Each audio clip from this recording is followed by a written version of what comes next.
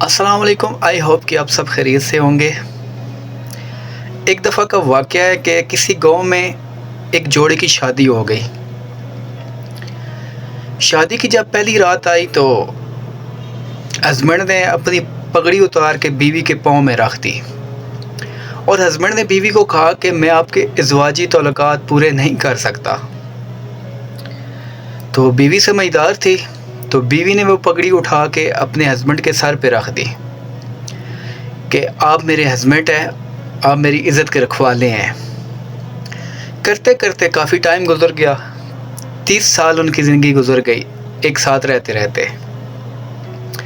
30 سال بعد وائف کی ڈیتھ ہو جاتی ہے، ڈیتھ ہوتی ہے، دفنا دیتے ہیں اس کو۔ تو محلے کا ایک بندہ جو کہ اپنے بزرگ کی قبر پہ جاتا ہے فاتحہ خوانی کے لیے، اور وہ فاتحہ خوانی کے لیے جاتا ہے تو قبرستان سے ایک بہت ہی اچھی خوشبو آ رہی ہوتی ہے، جو کہ وہ دنیاوی خوشبو نہیں ہوتی۔ تو 2-3 قبروں کا فاصلہ چھوڑ کے چوتھی قبر وہ تھی اس عورت کی جس کو دفنایا گیا تھا۔ تو وہ جاتا ہے فاتحہ خوانی کر کے اس عورت کی قبر پہ فاتحہ کی نیت سے۔ تو وہ جا کے فاتحہ خوانی کرتا ہے اور قبر کی مٹی ہاتھ میں اٹھاتا ہے، قبر کی مٹی اٹھا کے تو پھینک دیتا ہے، کیونکہ وہ اتنی ٹھنڈی ہوتی ہے، گرمیوں کا موسم ہوتا ہے لیکن قبر کی مٹی بہت ٹھنڈی ہوتی ہے۔ وہ فاتحہ خوانی پڑھ کے چلا جاتا ہے واپس اپنی شاپ پہ۔ جب جاتا ہے تو وہاں پہ پہلا گاہک آتا ہے، اس کے پاس کسٹمر آتا ہے، تو اس کو کہتا ہے کہ بھائی آج آپ نے خوشبو بڑی پیاری لگائی ہوئی ہے، بہت اچھی خوشبو آ رہی ہے آپ سے۔ تو وہ کہتا ہے میں نے تو خوشبو نہیں لگائی ہوئی۔ تو وہ اپنے ہاتھ میں اسمیل کرتا ہے، خوشبو لیتا ہے، تو وہی مٹی کی خوشبو اس کے ہاتھ سے آ رہی ہوتی ہے اور بہت ہی اعلیٰ قسم کی ایک خوشبو اس کے ہاتھوں میں سے آ رہی ہوتی ہے۔ اسے بڑا تعجب ہوتا ہے۔ تو اگلے دن پھر ہفتے کا دن تھا، وہ پھر چلا گیا قبرستان، پھر وہی خوشبو آ رہی تھی۔ کرتے کرتے نیکسٹ ڈے آیا سنڈے کا، سنڈے کے دن وہ پھر گیا قبرستان اور قدرتی طور پہ اس عورت کا خاوند اس کی قبر پہ فاتحہ خوانی پڑھ رہا تھا۔ فاتحہ خوانی پڑھنے کے بعد جب وہ چلنے لگا، اس کا ہسبینڈ قبرستان سے باہر جانے لگا، تو اس شخص نے اس کے ہسبینڈ کو روک لیا اور روک کے پورا ماجرا اس سے پوچھا کہ یہ آپ کی کون لگتی ہیں؟ تو اس نے بتایا کہ یہ میری وائف ہے جس نے میرے ساتھ 30 سال گزارے ہیں۔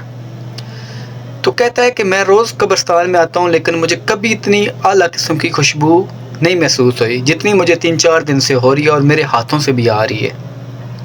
تو کہتا ہے کہ اتنی نیک پاکیزہ عورت، اس کی کہانی کیا ہے، مجھے بتائیں اس کا راز کیا ہے۔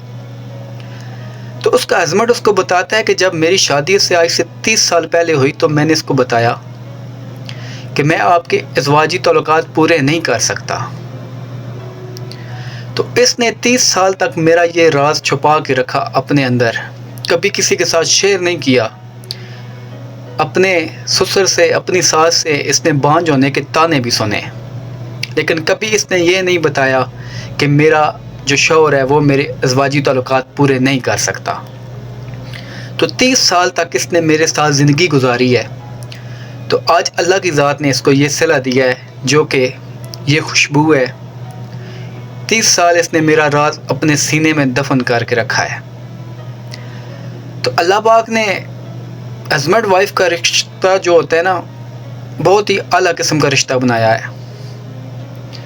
تو کسی کا راز رکھنا کتنی بڑی سعادت ہے اور اللہ کی ذات اس کا کتنا بڑا اجر دیتی ہے۔ تو پیارے بھائیوں، کسی کا راز رکھنا سیکھیں۔